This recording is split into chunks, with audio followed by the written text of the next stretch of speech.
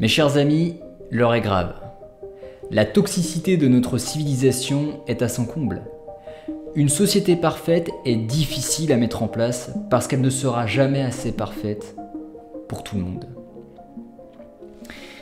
Vous savez, aujourd'hui je me sens dépassé par la situation. J'ai le sentiment que notre monde part en sucette. Le problème, c'est que j'ai l'intuition que ce sentiment n'est pas qu'un simple sentiment.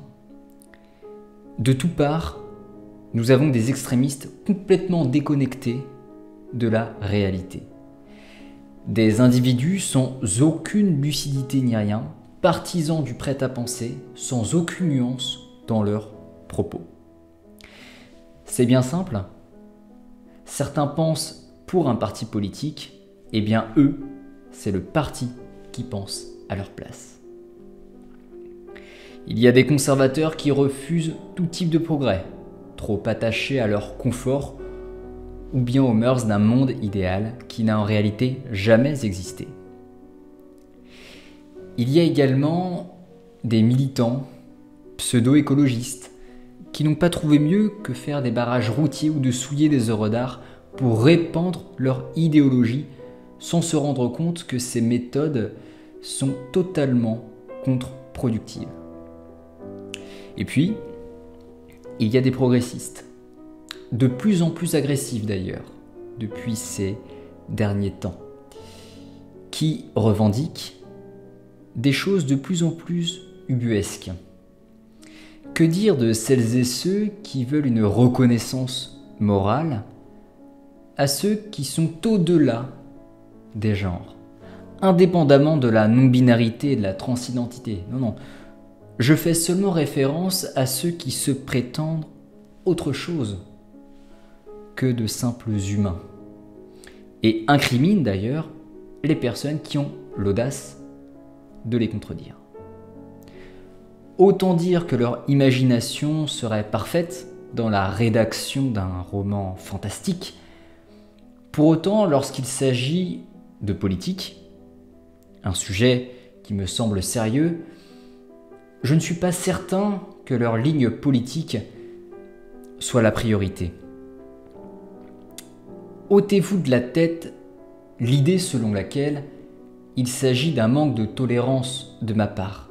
Je n'ai rien contre les croyants ou partisans d'une réalité qui n'est pas la mienne. Je dis simplement que lorsqu'il s'agit de sujets sérieux comme la science ou la politique, le discours qui n'a aucune légitimité biologique ou existence factuelle ne doit simplement pas faire partie de l'équation, surtout dans ce genre de discipline. D'ailleurs, soit dit en passant, celles et ceux qui prônent la tolérance sont souvent les moins exemplaires.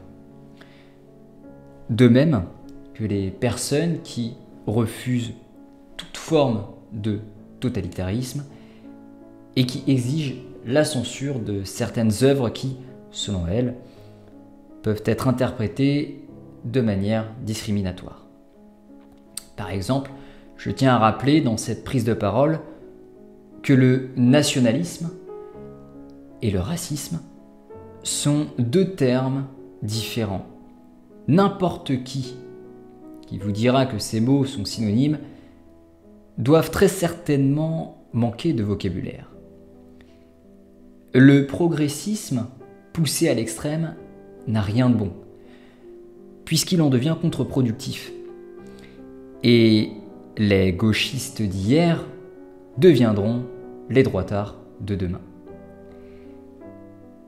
Cette intervention n'a pas pour but de cliver les individus ou de maintenir des amalgames. Non, je tenais simplement à vous informer qu'une vision extrémiste biaise notre raison. Pensez pour le groupe et ne laissez pas le groupe penser pour vous. Voilà dans quel état d'esprit vous devez vous retrouver. D'autant plus que nous avons besoin des 3 domaines politiques. En physique, un système soumis à 3 forces est en équilibre. C'est ce que l'on appelle un système isostatique. De Vinci s'inspirait de la nature pour ses inventions. De Vinci, l'un des plus grands génies de l'histoire. Eh bien, je pense que nous devons en faire autant pour le sujet de la politique. Les conservateurs raisonnés ont de bonnes idées, puisqu'ils prônent l'idée selon laquelle il faille conserver, voire retrouver, certaines valeurs, codes moraux, avec lesquels il serait bon d'être toujours en adéquation. Une sorte d'héritage que l'on souhaite transmettre aux générations futures, pour ainsi dire. Les progressistes raisonnés sont intéressants eux aussi, puisqu'ils veulent du progrès social. Améliorer les conditions de vie pour le plus grand nombre. D'autant plus que l'innovation, c'est vital de nos jours. Le problème, c'est que, contrairement au conservatisme, il y a énormément de lignes politiques chez les progressistes. Et il est complexe de séparer le bon grain de l'ivraie. Les écologistes raisonnés sont à mes yeux les piliers de demain. Comme le disait Saint-Exupéry, on n'hérite pas la terre de nos ancêtres, on l'emprunte à nos enfants. Et l'idée est là. Nous devons articuler notre développement avec la préservation environnementale. L'écologie n'est pas un retour en arrière. D'ailleurs, ça ne l'a jamais été, puisque dans toute l'histoire de l'humanité, nous n'avons jamais été exemplaires en matière de protection environnementale. L'écologie, c'est changer notre rapport au monde. Non pas ne plus polluer, mais moins polluer. Ça passera évidemment par des remises en question, des adaptations, des changements de comportement et par la démographie. L'écologie, l'économie et l'immigration concernent donc tout le monde. Vouloir prioriser ces sujets grâce au pouvoir politique n'a rien de bobo, de facho ou d'idiot. Cela fait simplement de vous quelqu'un qui se soucie de l'avenir de sa société. Vous pouvez être un humaniste, un patriote, un environnementaliste, voire les trois en même temps.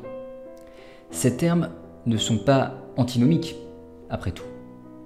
Mais surtout, soyez libre dans vos décisions et ne laissez pas les autres penser à votre place. C'est bien important.